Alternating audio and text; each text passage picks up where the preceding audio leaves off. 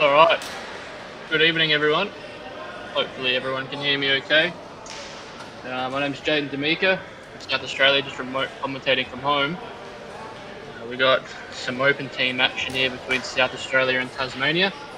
Match 3 for both these teams, I believe. If someone could just chuck in the chat if they could hear me all right, that would be awesome. We can get underway. Looks like Tassie have gotten off to a pretty handy 2-0 lead off the rip here. I didn't actually see the first 2 frames. I think Kale and Joe Watkins were playing David Lyman, Dylan Wonderwall. Kale and Joe getting those first 2 frames. Got the young 15-year-old on the left-hand table here, Kobe East from South Australia with his first nationals. Played a couple of junior nationals for SA, but jumping in early here, and I think it was his break. I'm not too sure. I actually missed the start of the frame, but he's taking these pretty nicely, and this is looking like clawing one back here for South Australia. This will be a 2-1, provided this black disappears. And from what I've seen in the first 2 matches, he hasn't strayed away from the pressure of the occasion at all. On the right side, we'll have Adam Smith and Colin Gamble. You'll have to forgive me, I'm not actually too sure on Adam. If anyone's got any insight on Adam Smith or whether he's played at this level before or any extra information, feel free to chuck it in the chat. Going up against Colin Gamble, who's recently located to South Australia from the ACT, I believe. He's made countless ACT Open Masters teams, so been around for a long time and no stranger to the occasion. Got Justin Stubbs and Jeff Lewis playing on the left table, about to get underway. Looks like it's going to be Justin's break. Justin's made, I think, a few state teams now for Tasmania and went through the junior ranks and under 23s, and now he's been a part of the open team for a while now. Third team, third potentially for South Australia, and I think he's the vice captain this year. So going at the frames, got Colin on the table on the right side, opted for yellows, and these are pretty open here. It's sort of just about how you're going to navigate to get on the one bottom right of the table. Just got that red just below the black that can pretty easily get in the way. Justin seems to have gotten a ball on the left side of the table, and I would imagine he's going to opt for the reds just because he doesn't have the easiest opener in yellows. A bit of work to do either way. Both teams on the board pretty early here. I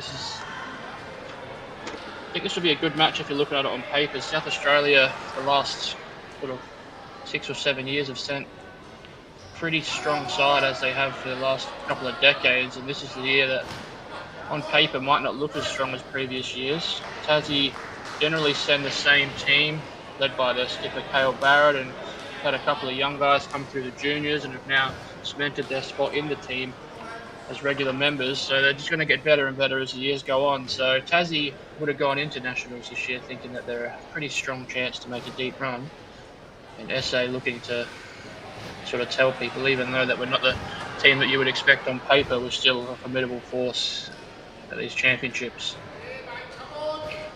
It's not a bad shot there from Colin on the right side. He's knocked in a nice long yellow. He still needs to find a way to get on this bottom right one. Not sure if he can pop the one bottom left and just screw up table slightly and pick the gap between the black and the red. Then look to navigate to the left side for that yellow on the rail. Okay, cheers, Jacob Marshall. Appreciate the message, man. He's just saying that Adam's his cousin and good mate and has made a stateside before and never travelled, but got a very good queue action. So I appreciate that info, mate. It's always good. And that's the beauty about these nationals. There's always a few people that sort of come up that you don't know, and I guess that's what we want. We want to promote the game and more people playing. So Collins underhit that slightly. I'm not sure if he was trying to bounce off the rail and pick the gap or if he's just underhit that, but I think the yellow barely made the pocket. And now he needs to knock in a very nice long ball here and screw back. From what I've seen in the opening matches, the tables are playing quite generous. But under this pressure and this occasion, doesn't matter how good you are, these need to be hit well. So it'll test his action. I didn't really see how he sort of started individually in the first two matches, but yeah, he just sort of jumped up off that a bit there and stabbed at it, didn't hit it good. Couldn't trust the action at all, and you see that quite regularly. Doesn't really matter how skilled or experienced you are, you need to hit him good. So Adam will come to the table with a pretty messy layout. Not sure if the red just above the black goes bottom left. If it does, we'll probably look to attack and maybe either top off the bottom rail or screw into the reds on the right side, which seem to be blocking each other.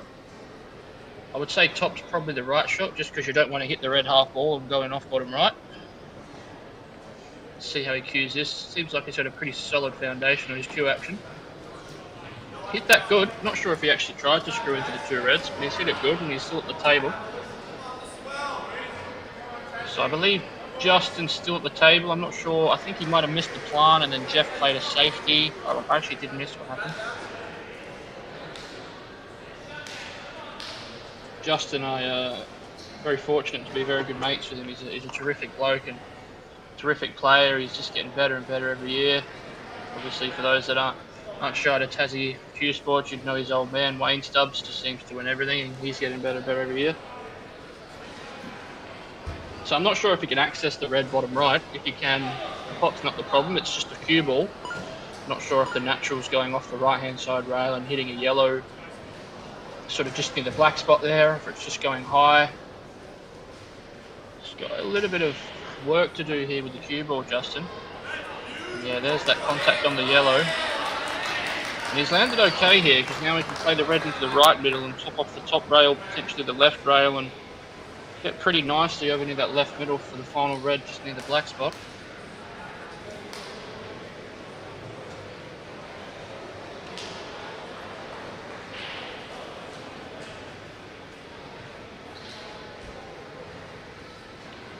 Just needs to cue this nice. This looks to be pretty good. Slightly overhit, but that's not bad. And I think you can just top straight through into the yellow just above the red, and 3-1's looking inevitable here for South Australia.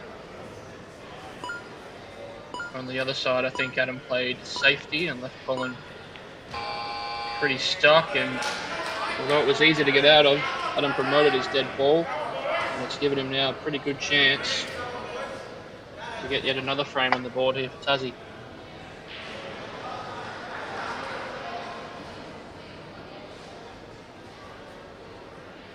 So I think Justin's just looking at what the white's doing off that yellow in the centre of the table. Doesn't want to hit that and going off, so I think he's just opted to take it in the top left, and on the screen can look a little, pretty easy and pretty straightforward, but when the balls are this close together, it's pretty easy to push it the wrong way and miss. He's cued it beautifully. And a little bit wide in the corner, but that's going to be 3-1 to Tassie.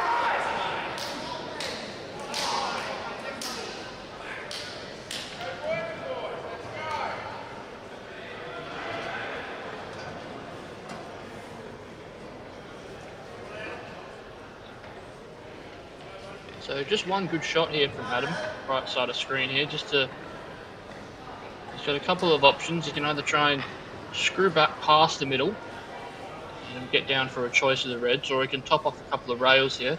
The problem is the harder you hit this with top, it's going to throw, so I think he's opted to play it with bottom, and I'm not sure if he can get past the middle or if he just has to sort of take his medicine centre table. And he's tried to focus a little bit too much on the wide and result and has missed the pot. So Colin gets an opportunity here, and the format that the open teams are playing is 3 rounds of 8. So It's a best of 24 frames. First of 13 will get you the win, 12 will get you a draw.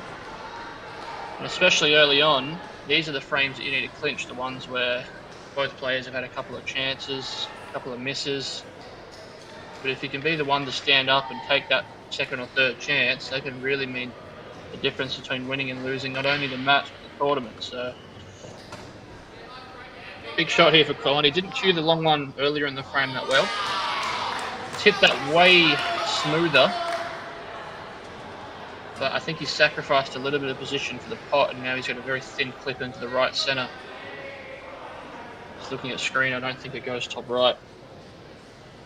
Left side of screen, got Brodie Stubbs from Tasmania, the younger brother of Justin, the youngest son that plays Paul, at least I think, of Wayne Stubbs, up against South Australia's interim captain, Ian Hinton. I think 3 or 4 state teams now for the Big Red. That's a beautiful shot from Colin. That needs to go or slow down. And a beautiful start there from Ian. Have to swerve and get around that yellow. Red's definitely the better choice here. So it's a big black here on the right side of the table for Colin. It's only early, but 4-1 to 3-2 is a big difference in the match. Just keep the head still and just knock this in. Do it nice and confident. And he's hit it beautifully. So he's learnt his lesson from, you could say, twitching on the long yellow top left. And it's a much needed frame there for South Australia.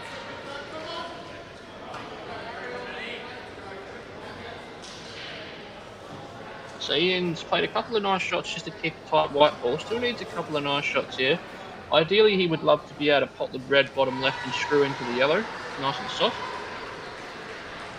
Then he can play the red into the left centre and have the angle just to stun across slightly from the red bottom right. I actually don't mind playing this with a bit of pace and just getting the yellow out of there. Yeah, kind of like that. He's played that beautifully. Could not have played that any better.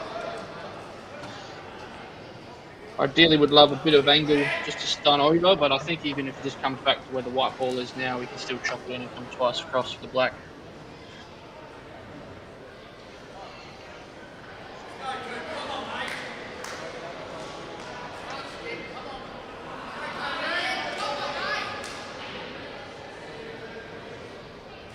Yeah, cheers, Malcolm. I was actually fortunate enough to play juniors with Brodie in the under 15s and 18s. Yeah, he's a good bloke and he's come a long way. I think he stopped playing pool for a little bit. Could be wrong there, but yeah, he's going all right.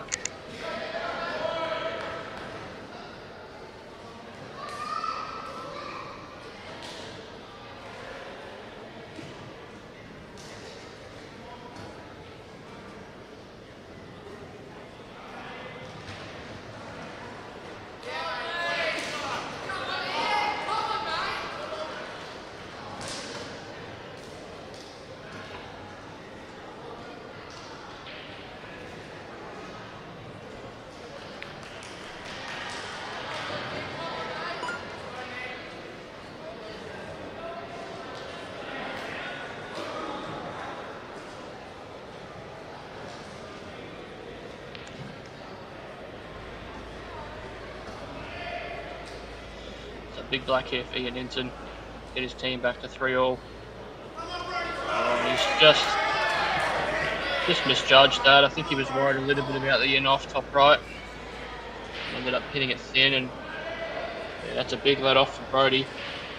Still a little bit of pool to be played here in this frame though. Brodie, I don't think has the 1 frame clearance on, but will look to promote a few of the yellows and just get himself into a better position here.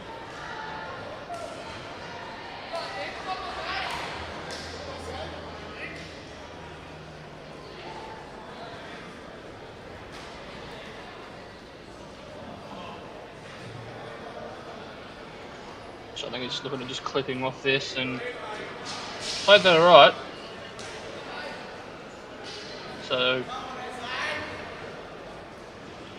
I think Ian will look to hit this softly. I don't think he'll want to disturb the black too much top left. He'll want to just keep it there and cause Brodie as much problems as he can.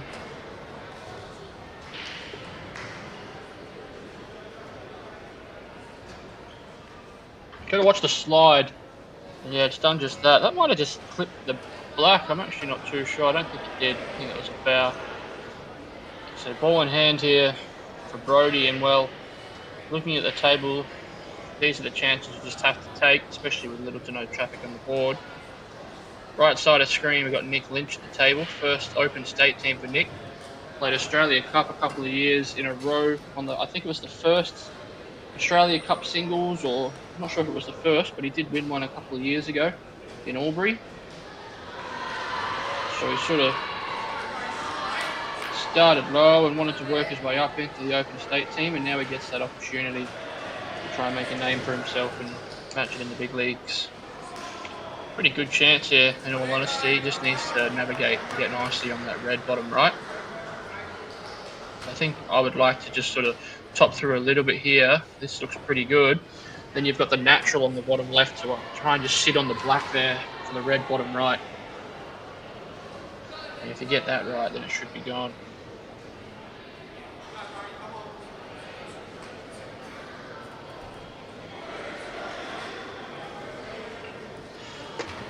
So Brody just needs to hold his head here, and it's looking like 4-2 to Tassie. This is probably the key shot, you would say, in the out. Just cue this nicely, come back, get this right, and then it's pretty easy from there. Key shot for Nick on the right side of the table as well. Try and just hit the black. And he's played that absolutely beautifully. Could not have played that any better, in my opinion. Now all you need to do is just roll this in, come off the rail, and it's a pretty straightforward black to get SA back to 3-all.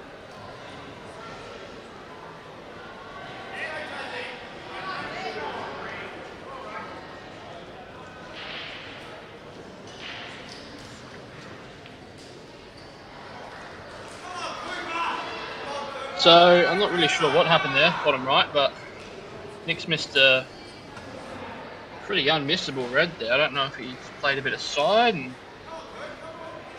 tried to throw it, or I'm not sure what he did there, but I didn't think he really needed anything. He was just playing top, and I think he just forgot to pop the ball. Cooper, known Cooper a while, and he's a beautiful fewist, very good snooker player, very good billiards player. Executing the ball isn't going to be an issue for him, but he has a little bit of work to do now. So the yellow on the left rail and the obvious dead yellow bottom right.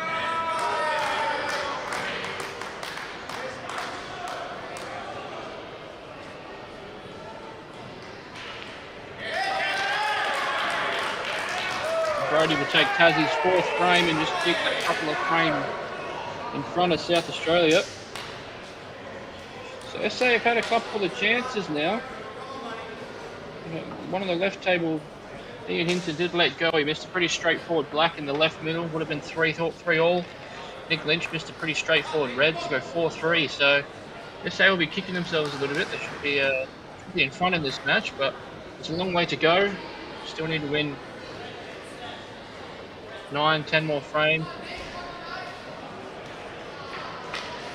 Another young lad for South Australia, Harry Yench, I believe 15 years of age, from South Australia, will come in for his first Open Nationals. So a pretty decent start, very, very talented young man. Loves the big occasion, loves the spotlight. There's not many bigger occasions than this. So unfortunately loses the white there, decides to screw right back. It's not ideal. And Cooper played a safety, Nick got out of it, and now Cooper's got the opportunity that he was asking for. And I think he's tried to play safe. I don't think he tried to pop that, and he's actually given Nick an opportunity to double this red into the left middle. I think that was a pretty poor shot selection there from Cooper. I think he could have had a crack at that. You know, Nick's ball it's on the right rail. It's anywhere, if you leave the white bottom left, it's not very accessible. So I think he could have rolled that one in, come forward, and then maybe had a crack at a yellow top left as a shot to nothing. Try and stay aggressive and win the frame in that visit. The problem is when you're playing class players, especially towards the pointy end of the tournament, if you give them an opportunity, sometimes they'll pounce on it. And that's exactly what Nick's just done. What a shot that is from Nick Lynch. So he's made up for the missed easy red earlier in the frame. And if this black disappears, that'll be a great way to snatch the momentum back.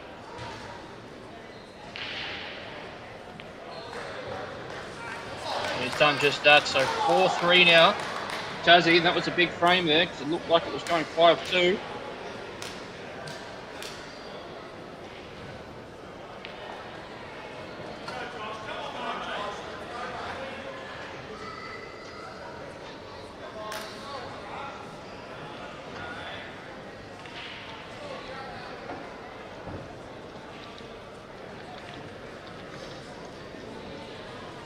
Okay, just bear with me. I'm just going to try and bring up All Start on my other monitor here, just so I can see if there's any changes for the next round.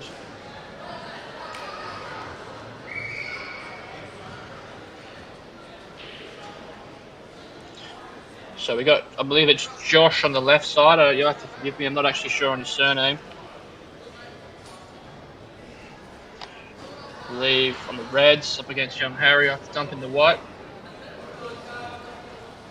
Once again, if there's any Tasmanian viewers that have any further, okay, so it's Josh Johnson. I do apologise about that. If there's any Tassie viewers that have any further info on Josh, feel free to chuck it in the chat or chuck me a private message. It's always good to stay updated on all the players. So I think Harry's looking at maybe a potential turnover here. No, he's decided to stay aggressive, and I don't mind the option. He's actually half a sniff to make a finish here, in all honesty, because he can pop the yellow bottom right, screw back, and then play the yellow off the red and open the bottom right pocket. But see if he stays aggressive. He doesn't. He's decided to play half a safety, which I don't mind that shot either. It's personal preference at the end of the day. I think he might have come through a little bit and just given Josh a snick at maybe one of these reds. So a little bit of an execution error there for Harry, but that's all right. I don't think it's cost him the frame in this visit at least. And on the right side of the screen, we've got Cale Barrett, the skipper for Tassie. He's been the best player in Tasmania for several years now. He's been their captain for several years. Up against Colin Gamble again. This will be the first frame of the second round. Second lot of 8 frames.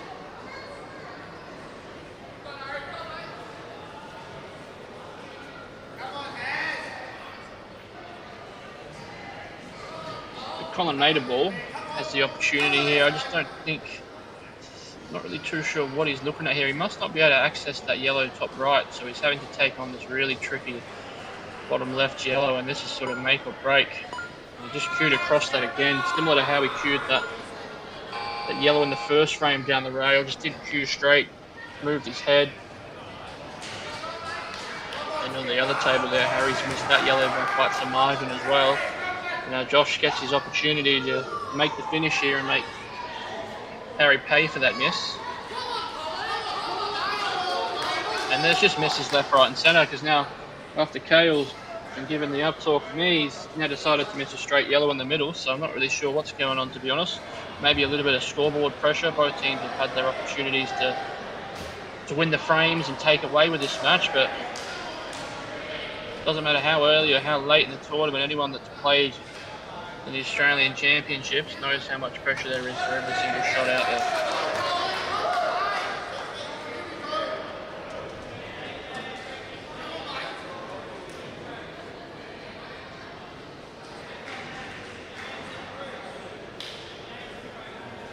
So Colin's got a beautiful chance here to take these yellows. Ideally we'd love a little bit of an angle just to stun down for the yellow bottom right, but looks to be a little bit straight. Might be okay.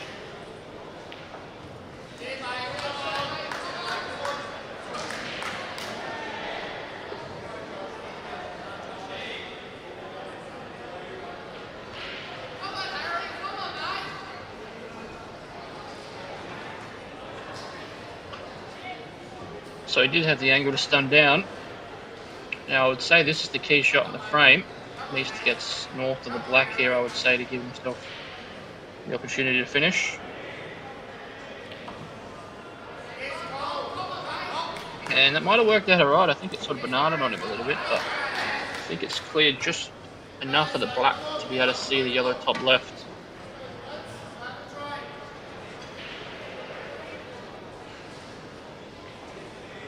I think all Colin has to do is just pop this ball. I think it's going to come off the bottom rail and catch that yellow next to it pretty full, which will leave him the yellow in the top right. So just cue this nice, keep your head still. He's actually played it with a little bit more pace, so it's missed that yellow completely and it's landed it right.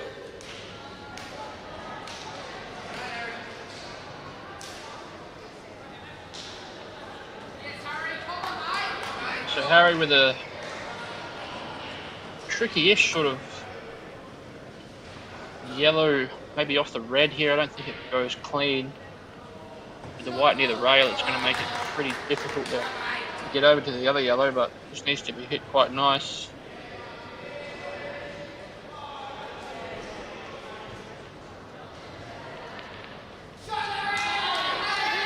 He's cued it beautifully. He's actually been slightly unlucky there to the reds come over and hit the white, but it's still a shot.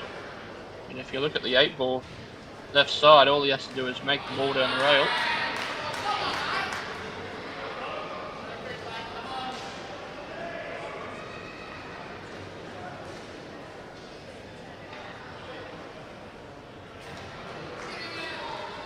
He's caught it slightly thin. And now Josh will get an opportunity to potentially maybe play the turnover and get the white up table. He could lay a snooker. There's a couple of options here. Bowles played that beautifully.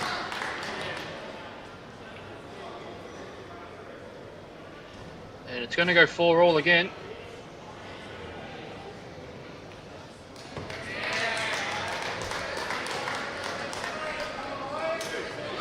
A big let off there, South Australia. Kale won't miss many balls for the tournament, and when he does, you're just going to make the most of it. It's simple as that. Josh looking to lay a little snooker here. He's played that really nicely because he's cut the up and down off. Might be a slight swerve here for Harry.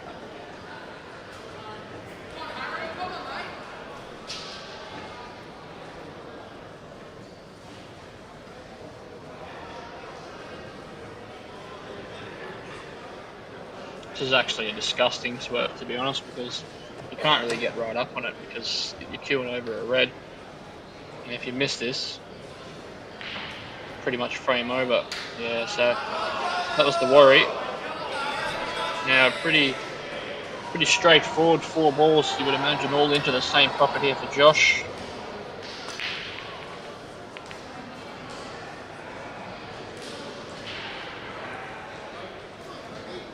I would imagine he just wants to clear the 2 bottom right first, and then come up for the 2 just above that. But sometimes when there's 4 balls right next to each other, and if you're looking at it from my perspective, it can seem unmissable, but you sort of get into your own head a little bit at the table and you get a little bit confused, but you're just going to take a step back and realise how easy they just are and clear them.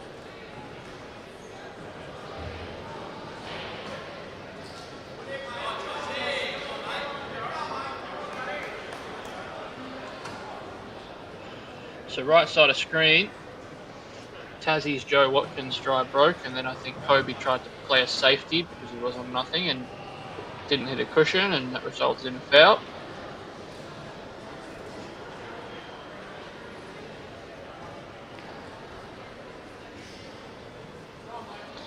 And that's just a poor shot there from Josh. He could have been all the way north of the table and bulk line and still had a shot at these 2 reds, but he's just sort of decelerated on it and underhit it, and now needs to make a shot. I think it's pretty makeable off the red, but you're relying on a bit of luck where the other one's going. But I think that's one thing that catches out. I mean, I'm assuming that Josh is a new player. I haven't seen him around the ropes too much, but the pressure and the occasion of it all tends to catch the new players out, and very few of them have that mental capacity to rise up to the occasion. Still an opportunity here for Josh, though. Just needs to make a good shot, and he's done well there. That's a beautiful shot. That needs to hold up.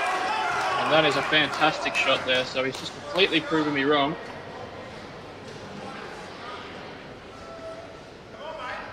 Beautiful recovery there.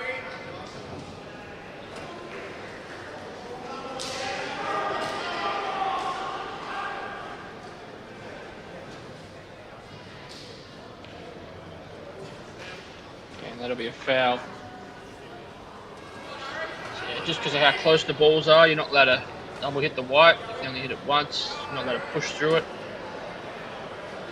And it's pretty easy to tell that was a foul based on how quickly the white travelled through the red. So got to get another let off there for South Australia.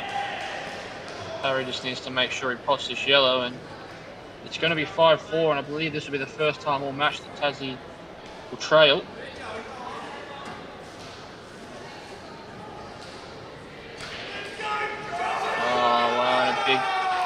Bigger, even bigger let off there. Harry missing with ball in hand.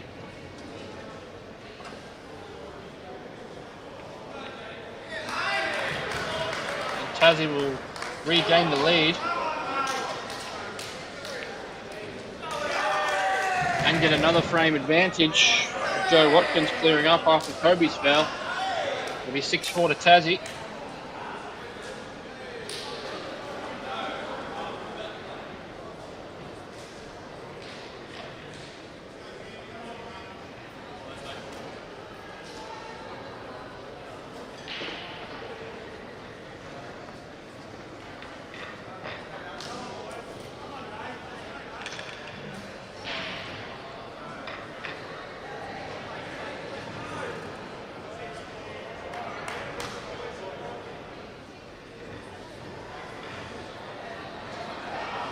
So other scores around the room, if people are wondering, you can check these for yourself at bullstat.net.au. 6-4 on your screen. Victoria will lead ACT 7-4. New Zealand North and Northern Territory 5-all. New Zealand South and New South Wales 3-all. And Queensland WA 4-all. So 6 close matches, and that's exactly what we would hope for. And it's just day one of a very long week and a half. Cool. Dylan Vonderwall and Alex Pace now to play the 11th frame. Alex Pace, pretty recognisable name, come up through the juniors, one of Australia's supreme cueists. Been around the blocks, made Australian teams, done a bit of everything. Dylan Vonderwall, pretty young bloke himself, I think he's only 22, 23. Come through the ranks in South Australia and always had a goal in mind of making a state open team, and now he gets that opportunity. And I can tell you from experience, he doesn't mess about much, this young man. He likes to get on with it. Beautiful cue action for a pretty tall dude, and just gets on with it. Bit of work to do here though with the yellow bottom right. Doesn't pass the red. And we got Adam and David Lime on the right side of screen.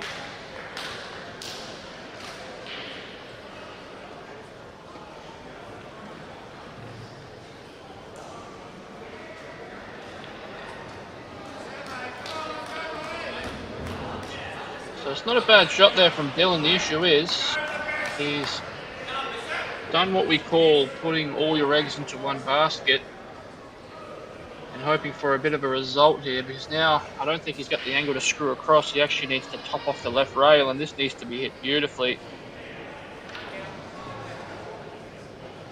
Gee, that's a beautiful shot. What a shot that is. That is a fantastic shot. That's the best shot I've seen all day, and this is the third match I've seen. Provided he can pop this, of course, but just got to drop this in. Yeah, he's just taken... I think that it doesn't matter how quick you are, there's always moments and frames that you sometimes need to take an extra sort of 5-10 seconds to compose yourself, especially after playing a terrific shot there. The team's down, you need to step up, get the momentum back, and well, a miss like that can result in heartbreak, but Alex Pace, being one of the supreme cueists in Australia, has decided to throw the arm at a long red, and well, he's his own biggest critic there. Alex will tell you that red should have disappeared every time, but just overhit. And Dylan gets another opportunity here with the yellow over the pocket. Didn't hit that as nicely as he would have liked. The white ball came back slightly further, but this should be no issue.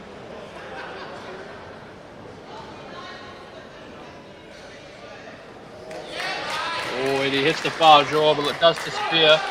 And South Australia will get one back.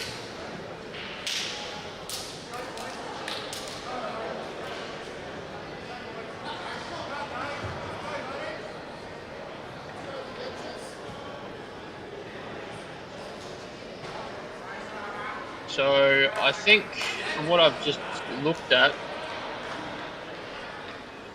not sure if you can hear me, Dan Lynch, on the right side of screen, I think David Yench has come in to replace David Lime in the second round for South Australia.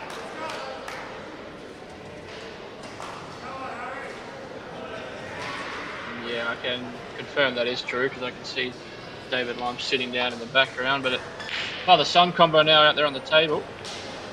Both the Yenches.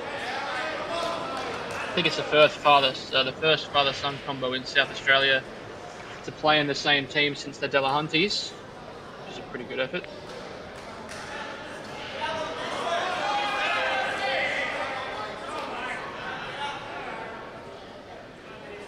So Dave's had a crack at the yellow there, top left, and would have liked to have gotten a little bit closer to that, and the result has given Adam a chance to red over the bottom left.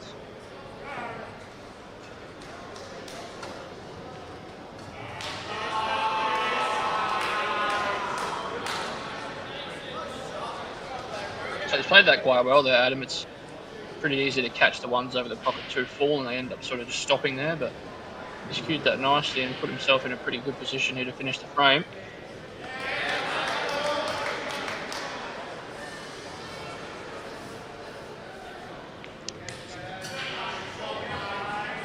I think he's played that pretty good there, Adam. I think he's got that slight angle here just to top through those two yellows. You can stun above them if you like. He's down pretty quick on this, so this must be pretty straightforward. Oh, he's played that nicely. Played it beautifully.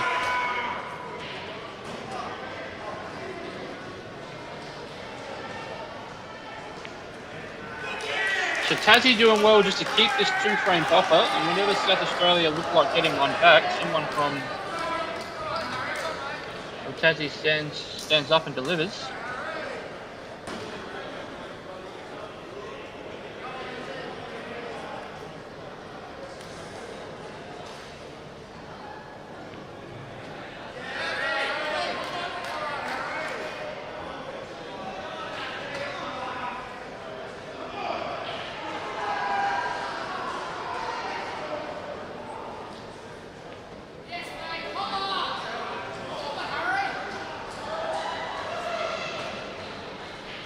So Harry, after his last frame, has now decided to come through and make the most of that missed easy yellow and get one back here for SA. So there it is. So it'll be 7-6 now to that.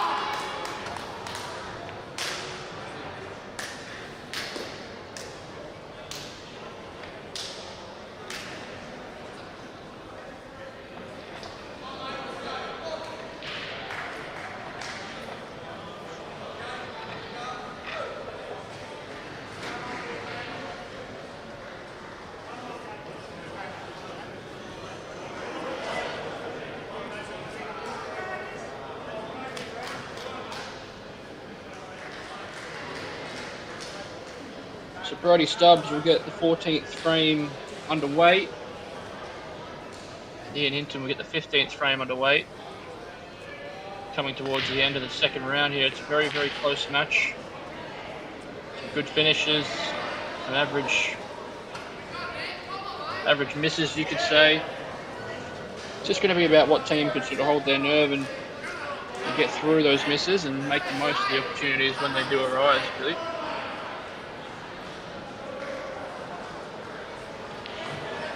So it looks like SA will be at the table in both frames, and that's all you can really ask for at the standard. Just one shot.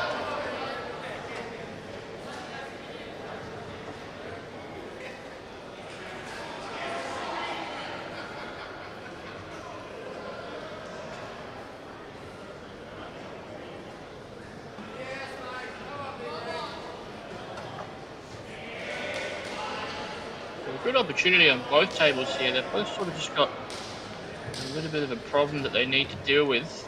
Left side of table, you can see the two reds that are sort of next to each other. Bottom one might go if he drops this in. He might look to flick one out here with a little bit of bottom right. He's done that. He's decided to screw straight into it, which I think was a poor way of playing it. I think he could have just played a touch of right-hand side and come off the bottom rail.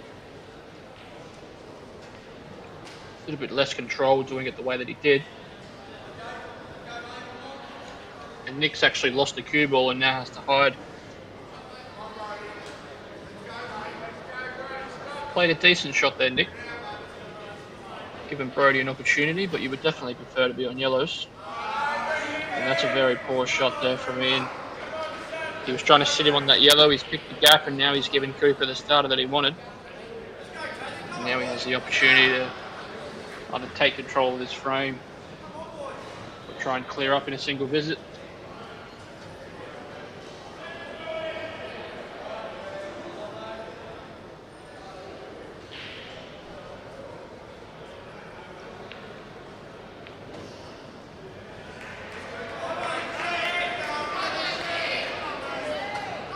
I think Brody tried to play safe there, and he's actually... I'm not really sure what he's done there, to be honest. I'm not sure if the yellow closest to the white goes top left past the black. Alternatively, you can play the yellow into the right centre.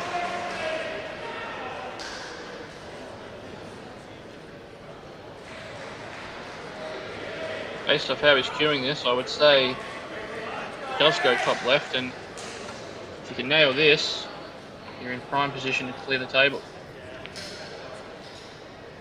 He's hit it at a good speed, he's queued that beautifully. Played that very nice. So you got a couple of options here if you're Nick, right side of screen. You can play the one right centre now and top through. You can play the one left centre, top through, and then leave the angle on the one bottom left to sort of come over. Not sure how tight these middles are playing, so it's pretty hard to gauge how tough the one right centre is, so I don't mind him taking this option. This looks okay just to stun across, I think, and Cooper's missed a pretty straightforward yellow there. I'm assuming based off how he played that it would have had to have gone past the other yellow, and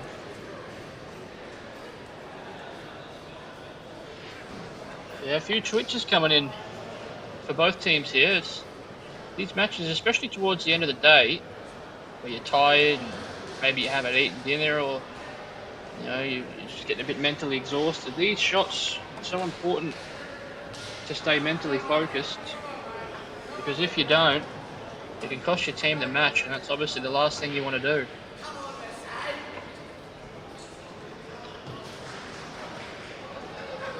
So Nick's fallen a little bit funny here. He's played the second option that I mentioned earlier, where he's tried to stun across, but he hasn't landed straight on the yellow bottom right, so he actually needs to play a good shot here. He needs to either maybe screw into the red or top through and play the yellow long. I don't think he can hold and just screw back and play for the yellow bottom left.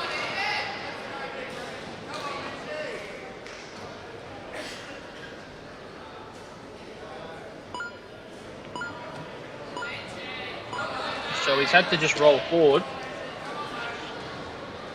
Well, this is a large shot in the context of the match. The whole match, Tassie have been leading by 2 frames, and then whenever SA look like getting one back, someone from Tassie stands up.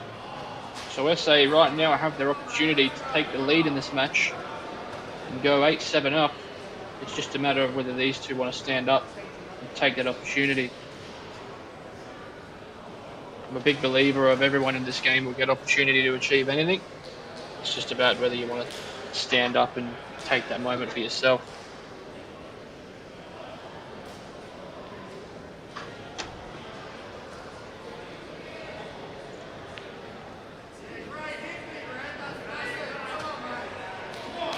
Looks like he's playing this slow, and that's going to go. Oh, he's hit it beautifully. Brilliant shot there from Nick Lynch. Left himself pretty nicely on the black top right. And Ian has a pretty makeable black here, so if these two blacks disappear, it's going to be 8-7 to SA. There goes one, and there goes the other. And that'll be 8-7 to South Australia. Tasmania have had their opportunities to arguably put this match away, but they give SA another opportunity, and SA take the most of those opportunities and now lead 8-7.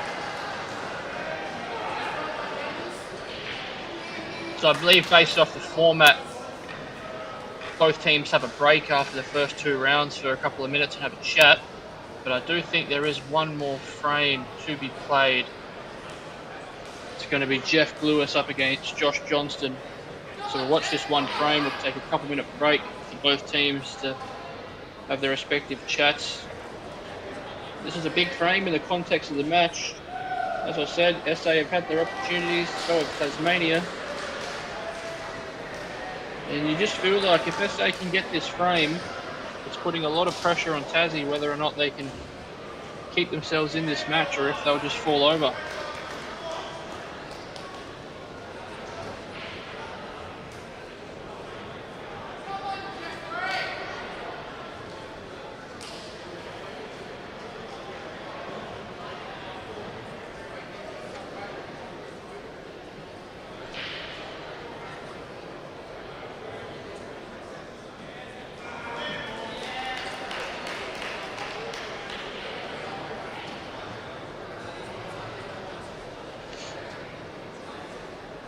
So I'm not really sure what the boys are looking at here. I think there's one frame to play and maybe they were looking at making a sub. I'm actually not too sure.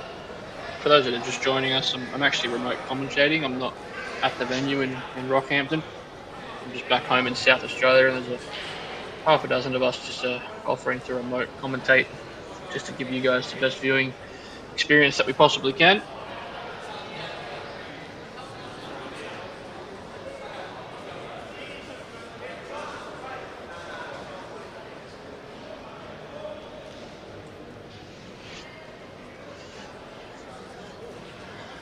So just forgive the wait here, guys. I'm not actually too sure what they're talking about. I do know there is one more frame to be played before the interval after the second round. It's looking like it's going to be Josh Johnson and Jeff Lewis. Jeff Lewis looks like he's out there ready to go. I'm not sure what the guys are talking about, to be honest. Maybe one team wants to continue playing and not have the break. Maybe the other team disagrees with them. Maybe there's an issue with the interchanges. I'm actually not too sure. While we wait, scores around the room if anyone is interested. We've got Victoria 9-6 up on ACT. Northern New Zealand are 8-7 up on Northern Territory. New South Wales and Southern New Zealand are 5-all. And WA 7-6 up on Queensland. Day 1 and match 3 with the open teams actions here. So they finally sorted it out. It'll be Josh Johnson and Jeff Lewis to take in the 16th frame. Pretty large frame based on the scoreboard, I must say.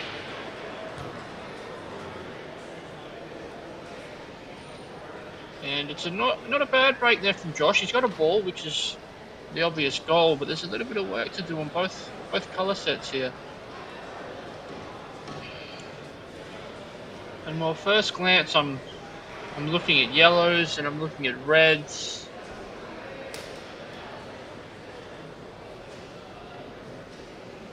I think reds are probably staring at me more, just purely for the fact that the cluster bottom right, you can't really move with the yellow just because all the yellows are at the other end of the table. You can take yellows and get down low on the yellow near his arm, so I don't mind yellows. I'm also not sure if the yellow near the centre of the table goes left or right in the middle either, so pretty tough to tell from my angles. Much easier when you're out there at the table. He has up to 4 yellows. And I think from Jeff's point of view, he's kind of happy almost not to be at the table as of now because something needs to happen. It's very easy just to pot a few balls here and then fall out of position. And Jeff will happily play clean-up.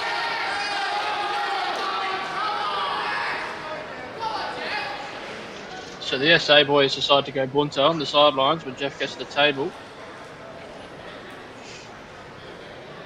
Bit of work to do here for Jeff. Nothing easy.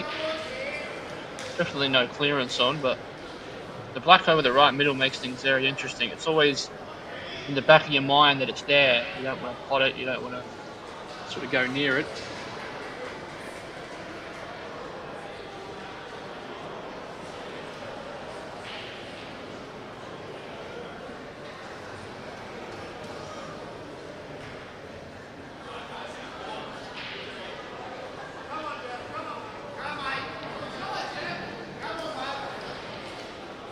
So it's called as extension, I believe.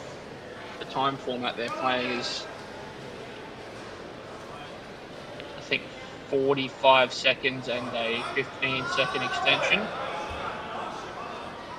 I don't dislike the option there from Jeff. He's just tried to play the triple over and take control of the bottom right. Both players in a pretty similar position here where they have a couple of balls bottom right that they need to deal with, but they don't really want to be the first one to deal with it.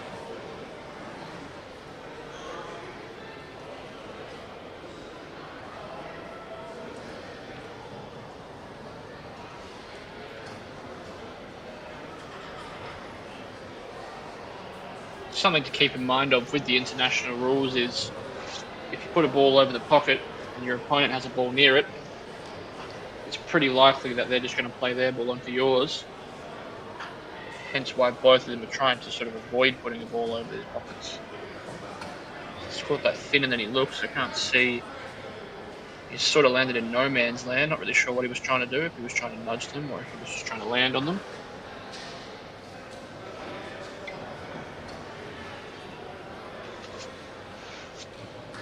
But it just adds to the drama of the occasion. It's been Australia's most prestigious event for several years, decades in fact, and it doesn't matter how early or how late in the tournament, you always get that buzz about being out on the table and representing your state.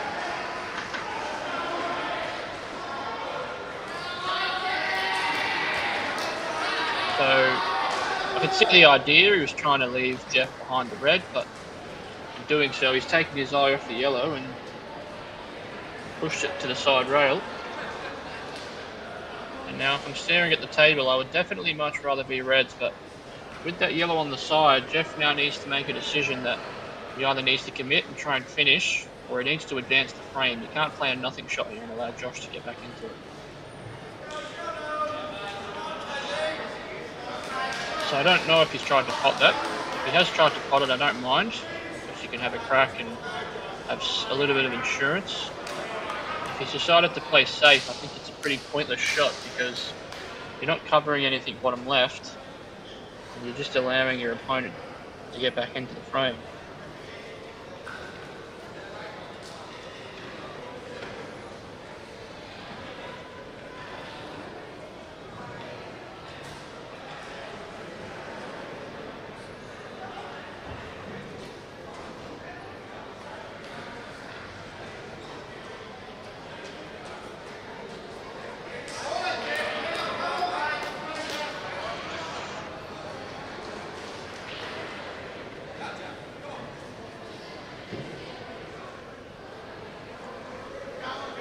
So Josh just dealing with his problem, pushing over the top left. I would imagine Jeff will just get rid of that yellow now and play the red onto the yellow.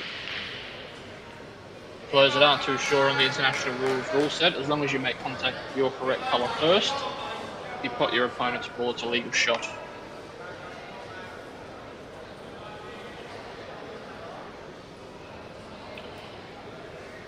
So if you're looking at the table, there's a few more reds than there are yellows, and what that means is there's a few less options for Josh and a few more options for Jeff. So Josh just slowly running out of options here and how to get back into this frame.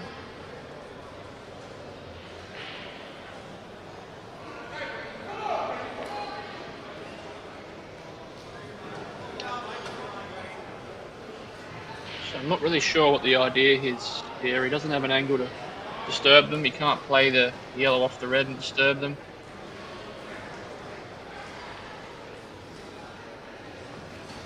It's Jaden D'Amica doing the commentary, Tim. Cheers for tuning in, mate.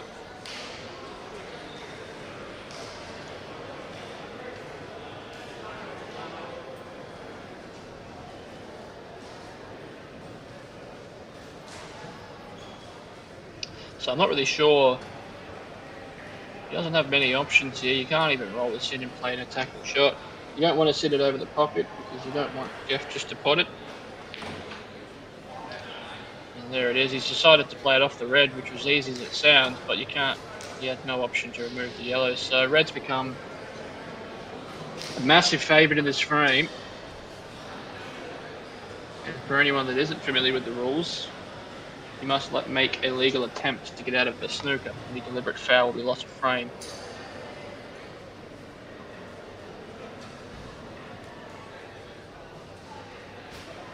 Okay, Mr. Stafford, I'm good, mate. How are you?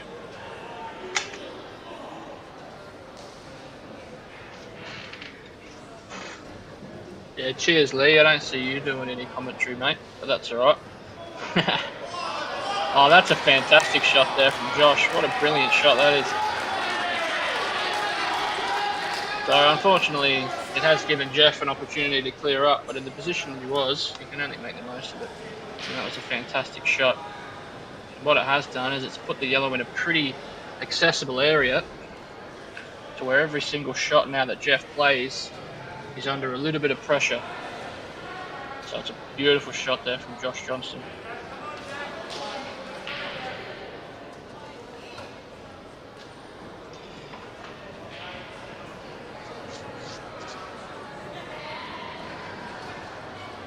So the obvious issue is the black's over the pocket. So the one blue, the one in the center of the table, which I think he's actually just landed plumb on.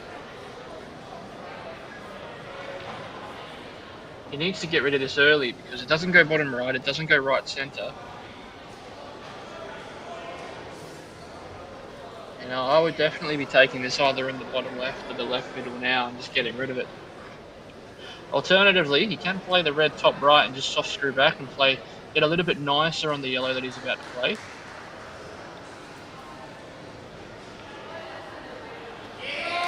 He's hit that beautifully. Beautiful shot there. Yeah.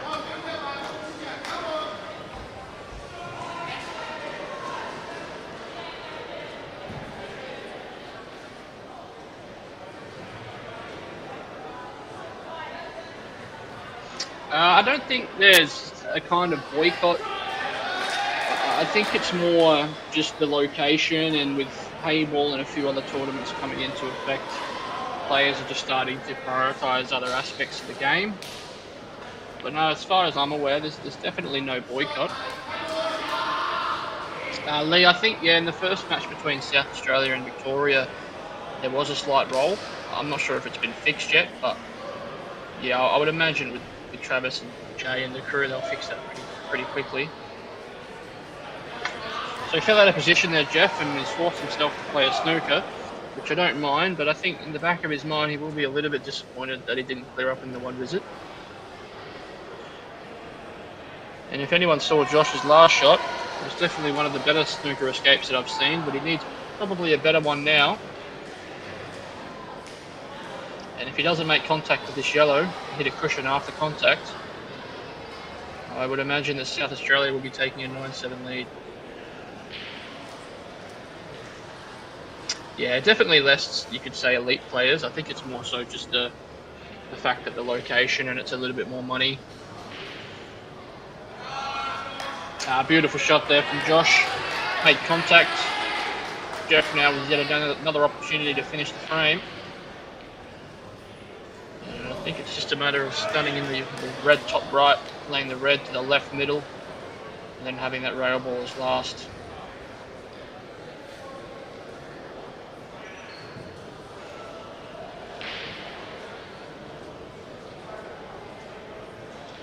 So the beauty about the interval after the 2 rounds is you sometimes get single frame moments just like this where there's only one table, and I know from my personal experience playing on one table compared to 2, there's definitely a little bit more pressure.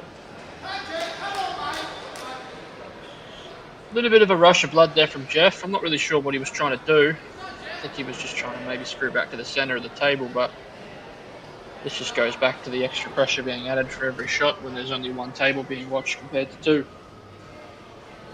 Big shot here. Needs to knock this in and screw across either for the red in the same pocket or stun across for a double.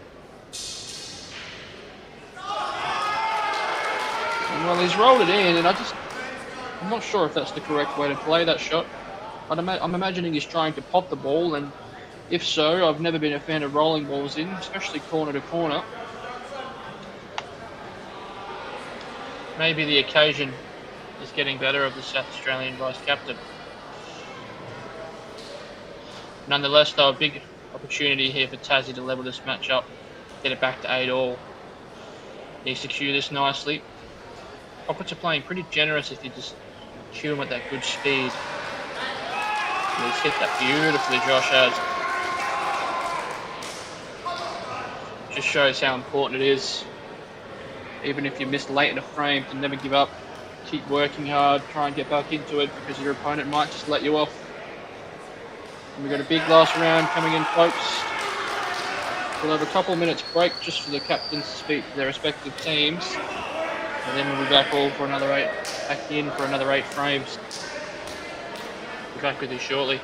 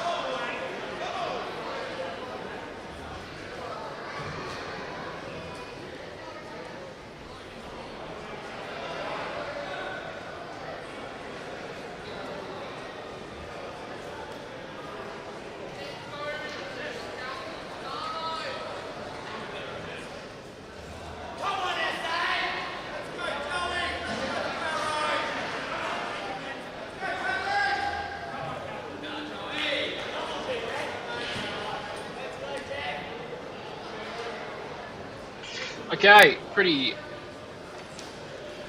rapid chats there from both captains, I must say. And now we have Tasmania's captain, Cale Barrett, to come to the table. Cut breaking, mind you. Interesting decision. And he's hit it good, hit it very good. Look at this. Well, they looked better off the snap, but a couple of balls just decided to just to come in and sort of make things a little bit tricky. Cale playing, we've got both skippers actually playing each other. Cale, Barrett and Hinton. And Jeff gets a chance to redeem himself after a pretty disappointing frame to end the second round, by Jeff's standard anyway. And he's going up against under 23 young gun Joe Watkins.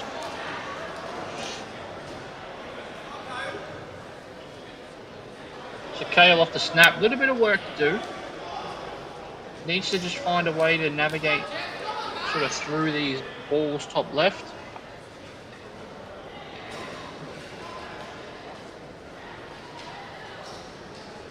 I can only imagine that the yellow sort of centre-most of the table goes. And Jeff off his snap with, well, a pretty golden opportunity there. And I think for Jeff's frame, it's more about just getting on the yellow bottom right. And then you can have a crack at the two yellows just below the black there.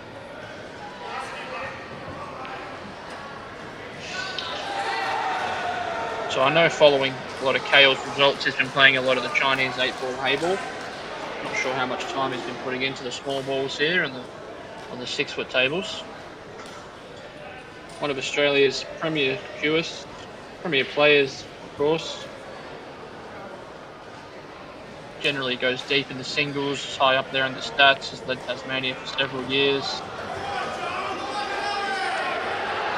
A pretty bad miss there from Jeff. He's clipping the red on the way through.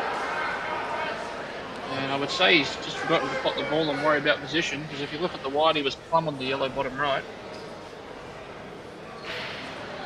Cale's had a crack at the extraction on the yellow next to the red on the left side and missed it.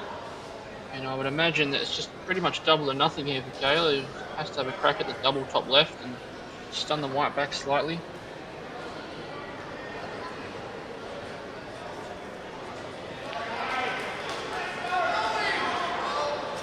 Oh, Long double for Joe. I don't think he was trying to pot that. Maybe he was. Maybe he was actually looking at the balls. Played it with a bit of pace too, Charlie. Big double here for Kale. Oh, he's just overhit it. I don't think he had to hit that hard. Especially on a in these tables where they're playing quite slidey. They're playing on super fine cloth, so the tables are pretty rapid. It's more just about cueing the ball around. Still early in the tournament, so it doesn't matter how good or experienced you are, you're still getting used to the conditions. And Joey Watkins has put himself in a fantastic position here to clear these reds up. Played that beautifully, the touch of left-hand side there. And I think the right shot here would be to play the three reds there. Just play the one in the centre, top left. Just come back nicely.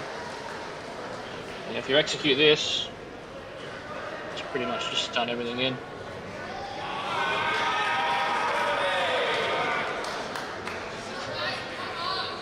So a couple of nice shots there for both players. Ian Hinton gets a chance to punish Cale Barrett. It's pretty much a race to see who can get to 9 first. I watched Joe play in Perth last year for the 2024 now. Stats on the under 23 teams. It was very impressive. Played the game the right way. Good bottle as well, which is what you want to see. So he's just waiting for Ian to play a shot here, and I would say this is the money shot for Ian. If he can get this right, he needs to clear the red. It might be okay. I think the leftmost red of the 3 on the right side of the screen goes in the left centre. So it's just about dropping all these in, and Joe has taken these very nicely, and we'll put Pazzy 1 frame clear and go 9-8 up. And if you've got your sound on, you can probably tell that the boys are getting a bit noisy in the background. We're getting to the end of this match. And anyone that's been to these nationals knows that it just becomes a yelling contest towards the end of matches, especially towards the end of the tournament. It's a good way to get the boys up and going.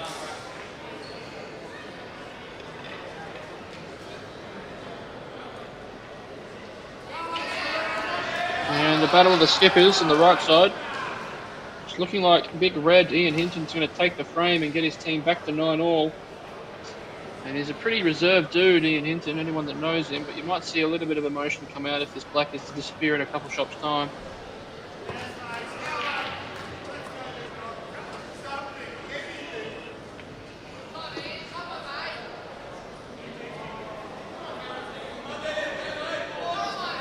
So there's black to get it back to 9-all, and we're going down for a classic finish here. He's nailed it, and the boys get up and about. Left side of screen, Alex Pace from Tasmania had the break, decided to cut break like his skipper did and dry broke. And looking at the table, both sets look pretty accessible, probably leaning more towards the reds. I think this is a pretty interesting shot choice here. I think he can play the red into the right middle, so I'm not sure why he's taking that on, but that is a beautiful shot there from young Harry. Fantastic opener to give himself an opportunity here.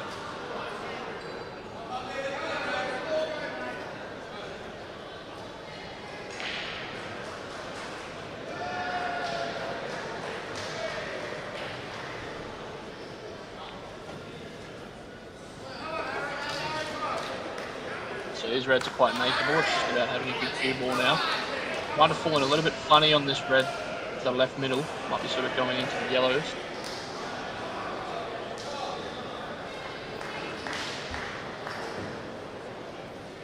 I think Lynch will play Adam Smith.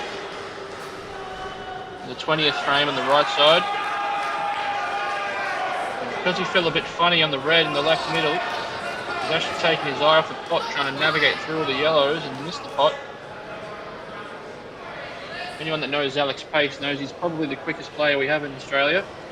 Sometimes that can be his own biggest enemy, but when he starts cueing the ball, He's arguably the best player to watch. You can see us slowing down a little bit here. Big couple of frames in this match.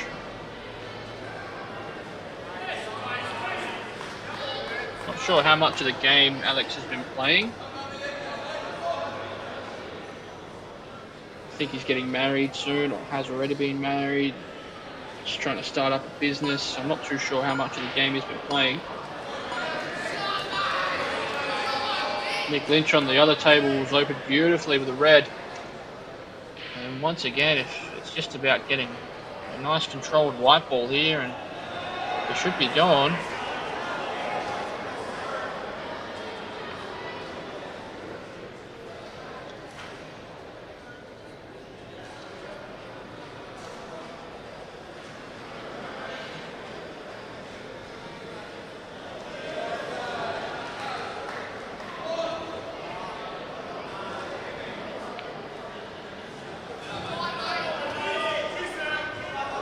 Nick just trying to play with a little bit of left-hand side there and hasn't judged for the slippery conditions and the throw off the tip. And has missed the pot result of that. And Alex played a beautiful shot there to get on his tricky yellow. And I would imagine these yellows will disappear very shortly. Put Tassie back in front by a frame.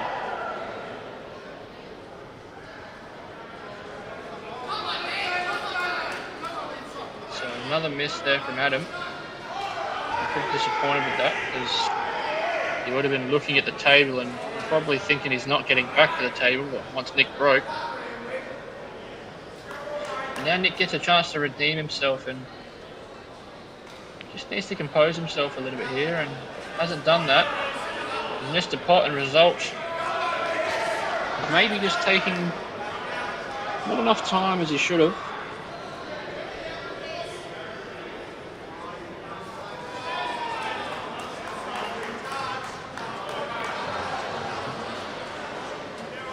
And you can see the experience if you compare Alex's pace right now, left side of the screen, to say Nick and Adam on the right side. Alex is a bit more experienced. He's played at the highest level in multiple Q sports. So even though he's arguably the quickest player we have in Australia, when it matters, he needs to slow down, and he does do just that.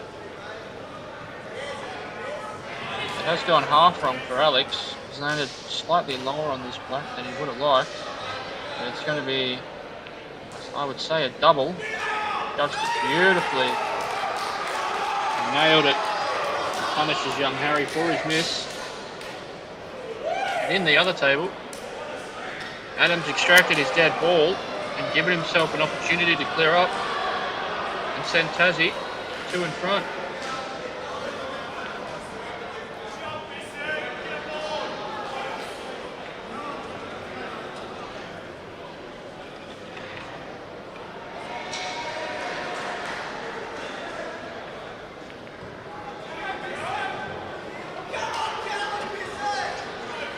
So he hasn't come out enough there. Adam has. He would have loved to have been on the one bottom left. But now he has to take the one top right, and this makes getting on the 8 ball very tricky.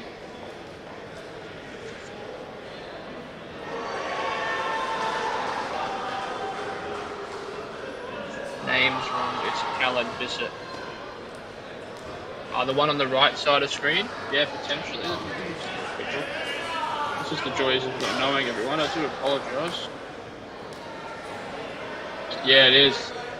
So Dan, if you can hear me, the Tasmanian player on the right side, his name's actually Callum Bissett. It's not Adam Smith. I do apologise about that for everyone at home.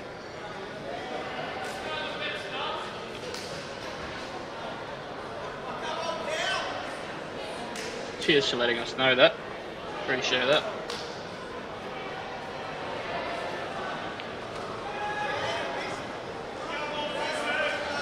So underhit slightly. He's probably 4 or 5 inches shorter than he would have liked to have been. On the right side. I didn't see. So left side of screen, I think Justin broke. And looking at these, this is a golden opportunity for Justin.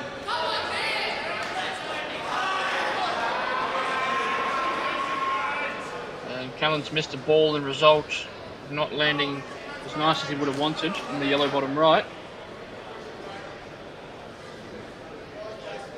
He's been a little bit fortunate with where the cue ball's landed. I think if Nick can get to the one closest to the cue ball, he'll just chip off and play a small safety.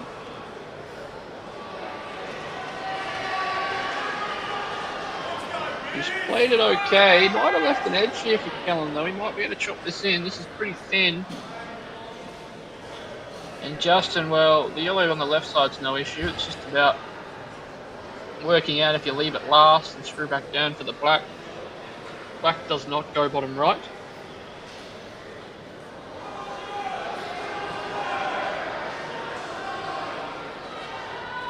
I think if I'm Justin here, I play the left one and then one of the two in the bottom right and then get on the rail ball so I can leave the one down the bottom last. It's just a bit easier. And it's going to be a foul for Callan. And Nick gets another opportunity. So a couple of pretty simple opportunities at the start of this frame. Oh, he's cued that beautifully, Justin. He's given himself ball in hand virtually. He cued that beautifully.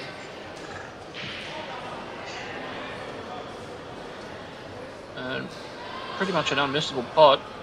With the red being over the top left, it's just about getting a good cue ball here and coming back down far enough, and not too far.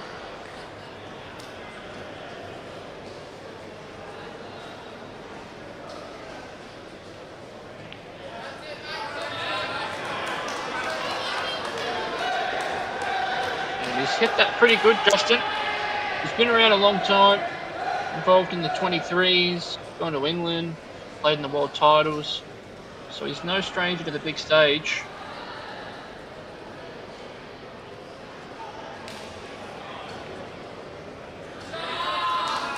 And Nick's decided to put the brakes on and play a little safety, which I don't mind. And Justin's landed pretty good here just to drop the yellow bottom left, and barring a pretty instrumental stuff up, Tassie are going to regain the two-frame lead that they held for the majority of the match and go 11-9 up.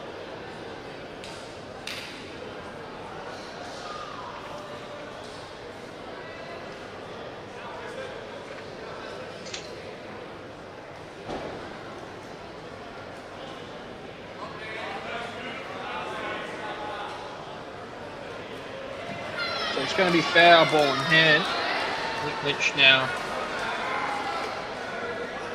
with a golden opportunity here to get his team one frame closer to victory. Justin knocks in the black off his break. Keeps Dylan Vonderwall in his chair. Tassie go 11-9 up. For those that are unsure on the format, it's 3 rounds of 8. The best of 24. Getting to 12 will guarantee you a draw, and 13 will get you the win. So 1 frame required for Tasmania for a draw, 2 required for the win. The draw does happen, and they just leave it as a draw.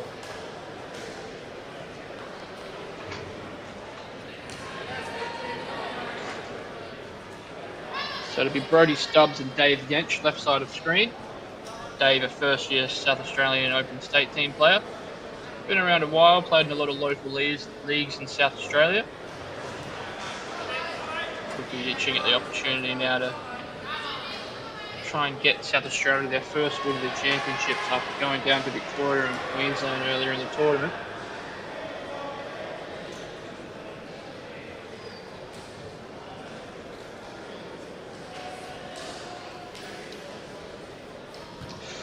So he's had a pretty simple out here, Nick, and now he's queuing over a yellow and he's having to knock in a long red. And the result of the awkward queuing has missed the red. And not only has he missed it, he's put it in a pretty average position.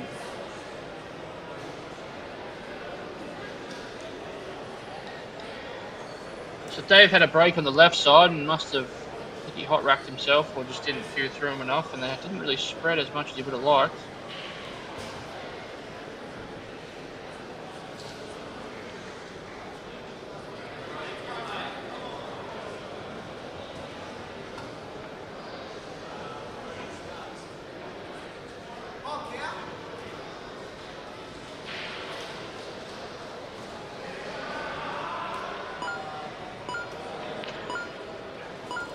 Oh, he's had a big crack at the double there, Callan.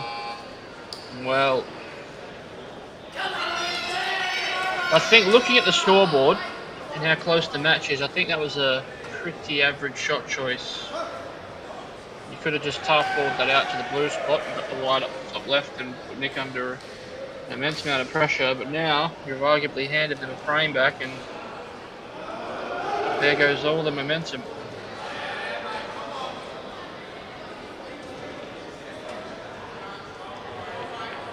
So Brody at the table looking to clear on the yellows. Obvious issue is the black, doesn't seem to go to any pockets.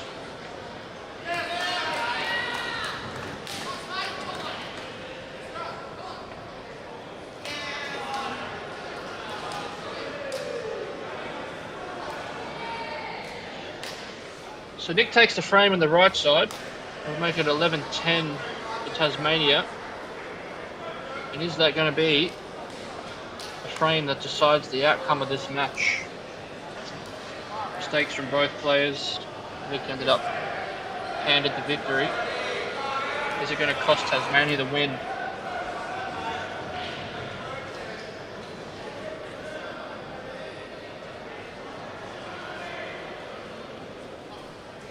So it'll be Cooper Denman and Colin Gamble to get things underway in the 23rd frame. Bit of difference in experience levels here. Colin been around a while, lived in ACT, played in multiple Australian titles. Cooper just getting his campaign started.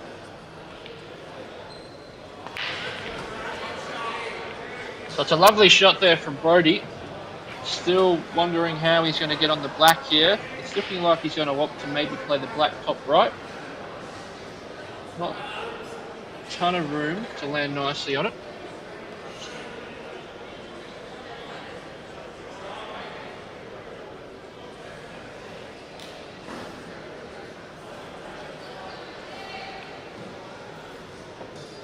Just needs to go if you're Brody. Needs to go. I would have preferred if he played that off 3 rails actually and got right side of the table. So I believe Cooper broke and is just looking for that starter ball.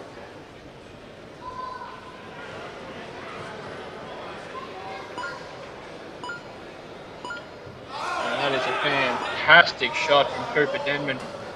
What an opener ball that is. You missed that. You might be seated in your chair for the remainder of the frame.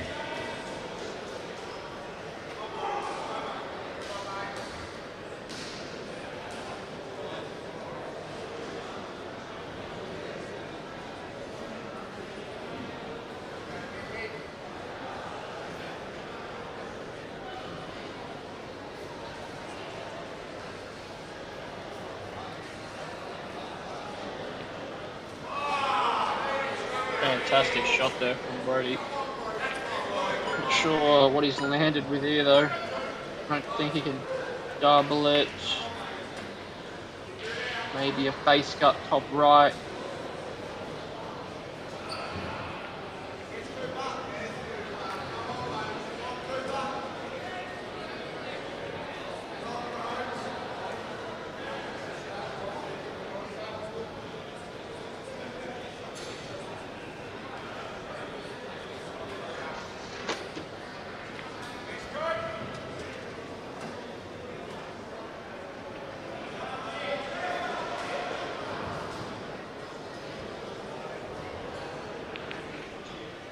Brody's attempted to play the skill shot there, and just I think with the distance of the balls, it's pretty difficult. And now Dave Yench gets an opportunity, and well, at 11-10 in a match where it's anyone's game, if you're to be handed an opportunity, this is the layout that you want. No traffic, no dead balls. It's just a matter of marking them the correct way and holding yourself together. And that's the beauty of this game and why we play it so much. It doesn't matter how easy they are. What makes them difficult is the pressure of the situation. So Cooper Denman has taken these beautifully. Just needs to land nicely here on this last ball, and he's done just that. And it's just about holding himself together here to land nicely on the black.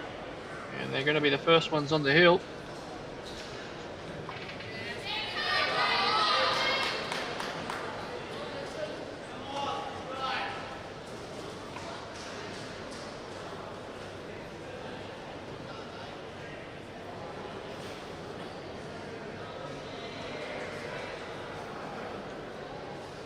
So I think he'll want to come off one rail here, and he's decided to go around the table.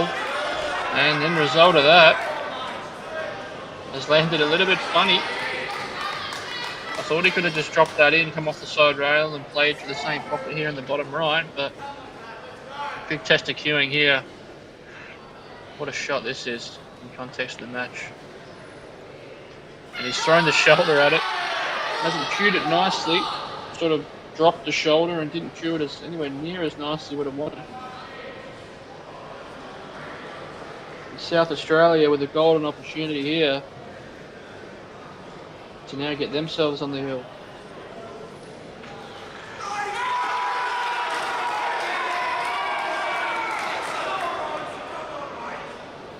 So a pretty poor miss there from Dave.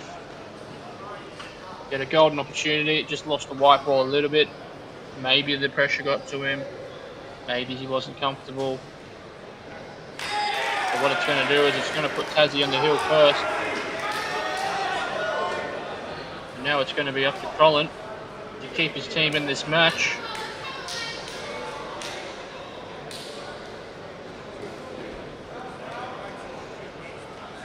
So this red on the left side, I'm just not too sure how easily it goes into the middle. You'd love to be right behind it, but I wouldn't even mind if he was to play it now and play it in the corner so the white ball sort of comes across. And if you miss it, you sort of have half a shot to nothing. Could play the one in the top right and screw into it if it doesn't go.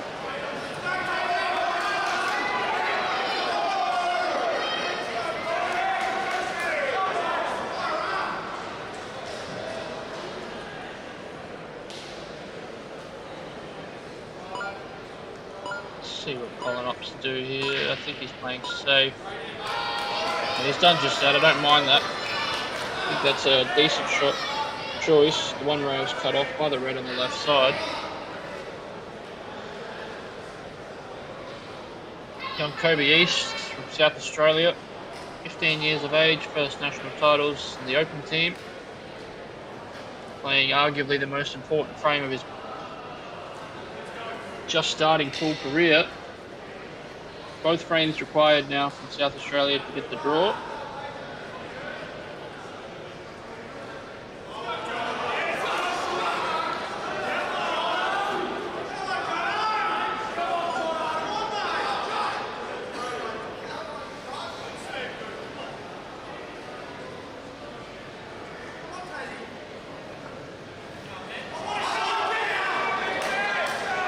Beautiful shot there from Cooper to get out of it.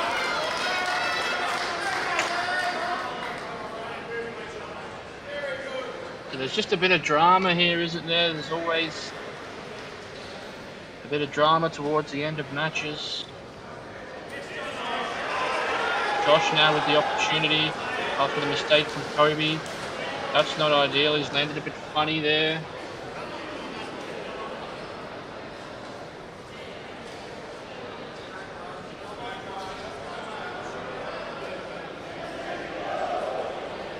The pressure of the situation getting to both teams here, and that's what makes it such a beautiful sport. Colin now back to that same issue that he had before. Does this red go on the left middle? I don't mind maybe just sitting on it now and playing a little snooker. I don't think that's a terrible idea. Not a bad shot there from Josh. Keeps Kobe under pressure. Kobe's in a world of hurt here. Tricky reds all over the table. Too obvious down the southern end of the table as we're looking. Colin looking like just playing a little snooker here, which is a pretty delicate shot. Can go wrong, especially under the pump. And that looks overhit. Yeah, looked overhit from the get-go. Might have just allowed Cooper to hot at bottom left, maybe with a touch of right-hand side. Throw it in.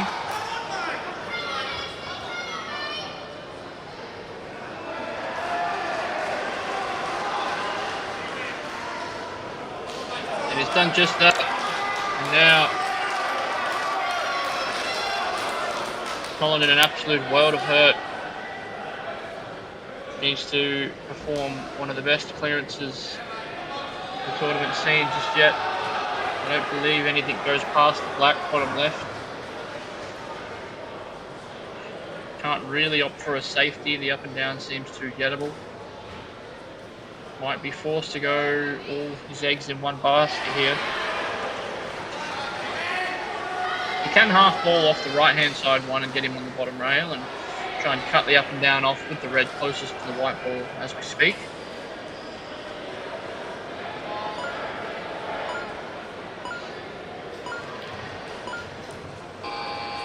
And that's going to be an off, I think, or he's just avoided an off.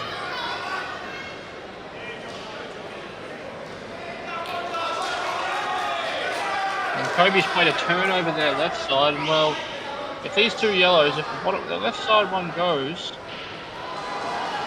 pretty poor shot choice there from Kobe. Too sure what he was trying to do.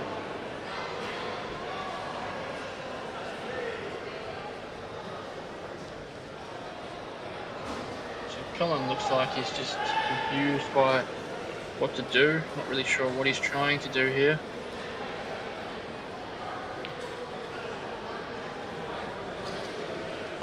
And tries to smack the red into the left middle. Pace keeps it out, and that'll be a win for Tasmania.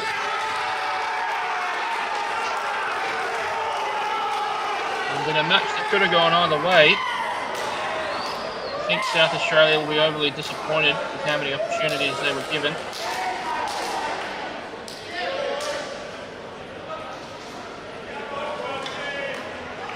And now Josh Johnson just trying to finish off. It's been a fairly respectable win here for Tasmania. I think that deep down Cale Barrett and crew would be thinking that they can play better, they can be a little bit more polished, but sometimes when you can get the win with your B grade, with your B game, I do apologise, then the A game tends to show up pretty soon after.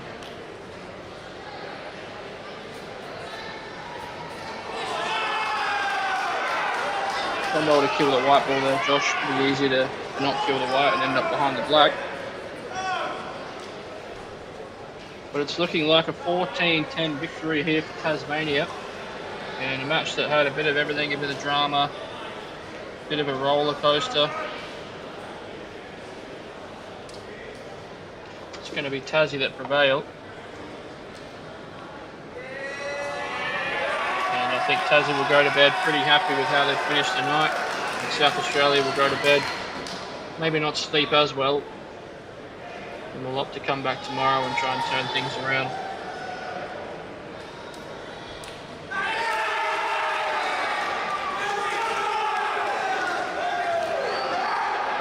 So that'll be 14-10 to Tassie. Thank you everyone for tuning in. For those that haven't already, feel free to subscribe to CueballTV. They'll be live throughout the next week and a half, showcasing all the different divisions and singles, doubles, teams. Thank you everyone for tuning in and listening, and we'll be back tomorrow.